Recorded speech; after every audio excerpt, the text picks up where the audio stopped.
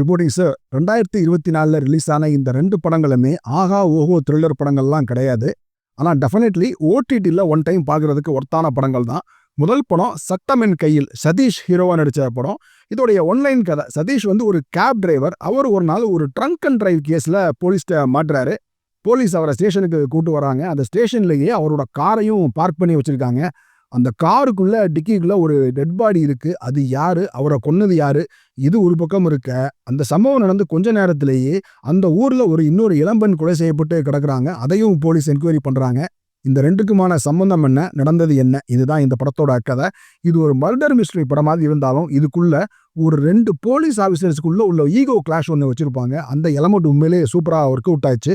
அந்த 2 போலீஸ் ஆஃபீஸர்ஸையும் ஆரம்பத்தில் ஒரு ஷேட்ல ஒரு கலர்ல காமிப்பாங்க. டுவார்ட்ஸ் த கிளைமாக்ஸ் அதில் ஒரு சின்ன டிரான்ஸ்ஃபர்மேஷன் இருக்கும். அது கூட நல்லா இருந்துச்சு. அதுவும் போலீஸ் பாஷாவாக நடிச்சிருக்கிற அந்த பாவல் நவகீதன் அட்டகாசமான ஒரு பெர்ஃபார்மன்ஸ் கொடுத்துருப்பாரு. கிளைமாக்ஸில் இதுதான் நடந்துச்சுன்னு ரிவீல் பண்ணதுக்கப்புறம் இவ்வளோதானா சப்பையாக இருக்க அப்படிங்கிற ஒரு ஃபீல் வந்துச்சு. அந்த ஃபீல் வந்தாலும் அந்த சப்பையான விஷயத்த கூட இன்ட்ரெஸ்டிங்காக கொண்டு போயிருந்தாங்களா அப்படின்னு தான் எனக்கு தோணுச்சு.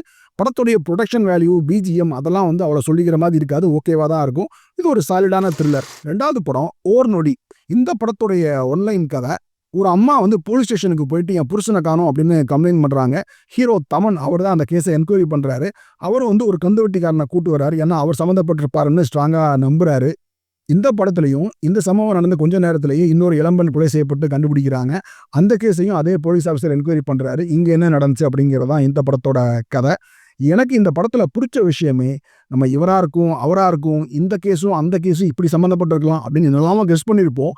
பட் நம்ம யோசிக்காத ஒரு ஆங்கிளில் கிளைமேக்ஸ் இருக்கும். அது நம்ம நம்ப முடியாத விஷயம் அப்படியெல்லாம் இருக்காது. ஆமாம்ல இப்படி நடந்துருக்கலாம்ல, இதை யோசிக்கவே இல்லை அப்படிங்கிற மாதிரி தான் இருந்துச்சு.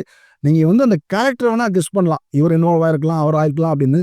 பட் எக்ஸாக்ட்லி என்ன நடந்திருக்கும்னு கெஸ் பண்ணவே முடியாது. அப்படி ஒரு எலமெண்ட் உள்ளே வச்சுருந்தாங்க. அது எனக்கு உண்மையிலேயே பிடிச்சிருந்துச்சு. இந்த படத்துடைய காஸ்டிங் 1-2 பேர் தவிர ரொம்பவே ஒரு சுமாரான காஸ்டிங். ப்ரொடக்ஷன் வேல்யூ இந்த படத்துலையும் சுமாராக தான் இருக்கும். படத்தில் 2 கேஸை என்கொயரி பண்ணுறாங்கல்ல, அந்த 2 கேஸுக்குமான டிரான்சிஷன் அவ்வளோ ஸ்மூத்தாக இருக்காது. இந்த போலீஸ் ஆஃபீஸர் இந்த கேஸ் என்கொயரி பண்ணிகிட்டே இருப்பார். திடீர்னு பார்த்தீங்கன்னா இந்த கேஸ் என்னாச்சுன்னே தெரியாது, இன்னொரு கேஸுக்கு போயிடுவார். ஸோ அந்த டிரான்சிஷன் ஸ்மூத்தாக இல்லாதது அங்கங்கே உறுத்தலாக இருந்துச்சு. சட்டமென் கையில் படத்தோடு கம்பேர் பண்ணும்போது இந்த படம் 1 படி 2 படி கீழே தான். பட் ஸ்டில் ஒன் டைம் பார்க்குறதுக்கு ஓகேன்னு தான் சொல்லுவேன்.